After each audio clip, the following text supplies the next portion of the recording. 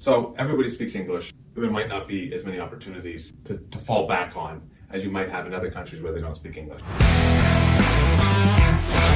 Welcome to the Expat Edge with Marcus and Matt, where we answer your questions about becoming an expat to help you thrive abroad.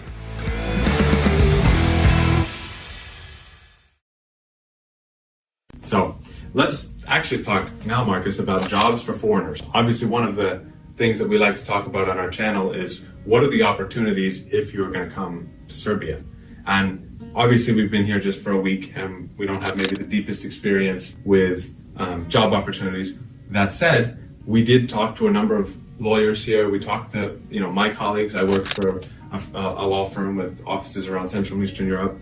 And I actually do think that Serbia, in many ways, now there's one maybe negative, but you might have caught on to it. The level of English is high here. So in a country like Russia, the fallback option can always be teaching English. Yes. And I do feel that if you leave the center of Belgrade, there's probably more opportunities to teach English, but it certainly isn't going to be like in Russia. So everybody speaks English. There might not be as many opportunities to fall back on as you might have in other countries where they don't speak English. The big opportunity I personally saw in the conversations we had with the lawyers who were advising a lot of people in the IT industry moving to Serbia from the West, but also a lot of them from Russia. Let's not beat around the bush, I guess. But I do think there definitely are opportunities in the IT sector for foreigners. Maybe not necessarily as a programmer, but I think about like sales, business development, marketing, user interface, design.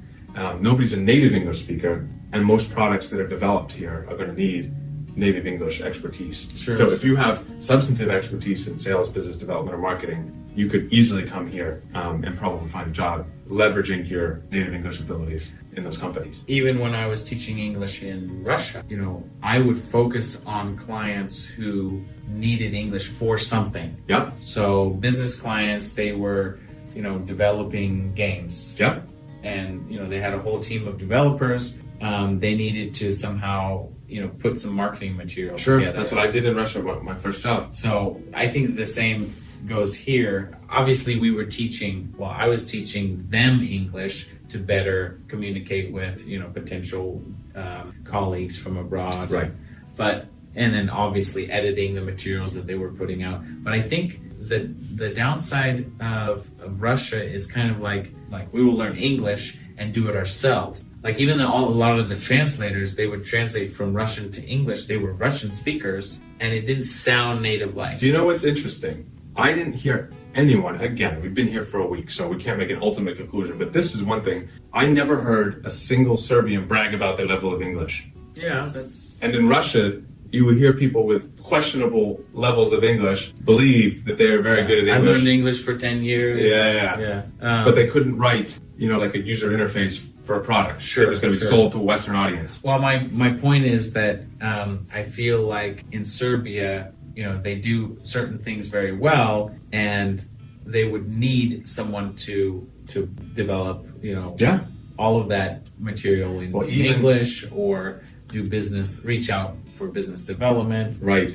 Well, even remember last night, my colleague, he said, Matt, I wish we had an English qualified lawyer in the office. Yes. He's like, even if it's a Serbian who worked their whole career here in Serbia, but qualified as an English lawyer, they don't have that substantive experience as an English lawyer that you would need to actually advise clients on an English law contract. So it's interesting. I certainly believe there are probably even more in-industry opportunities here for foreigners than in Russia, without a doubt, if you adjust for size of country. Right? Like Belgrade is a city of 1.5 million people. Moscow is a city of 15 million people.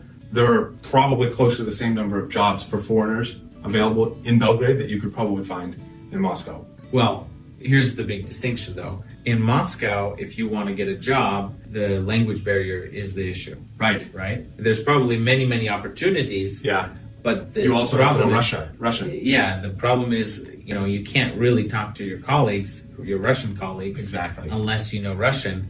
Or, some of them do in certain industries. Right. But here, there's a larger percentage of people who know English already. Right. So right off the bat, you're Right. hitting the ground running. Not knowing Russian disqualifies you from many jobs where they probably need a foreigner, but that foreigner also needs to speak Russian. Right. Here in Serbia, You can speak English to your colleagues right off the bat. and no Serbian would be required. Yeah.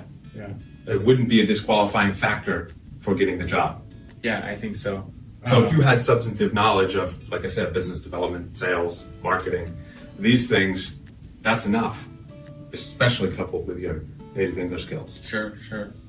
Yeah, that would be interesting to put the statistics together and see what kinds of opportunities there are just for native English speakers versus other countries. Yeah. I think I have the feeling that through our communication, through our discussions just in the past couple of days, that would be a very solid asset to have. Yeah, absolutely.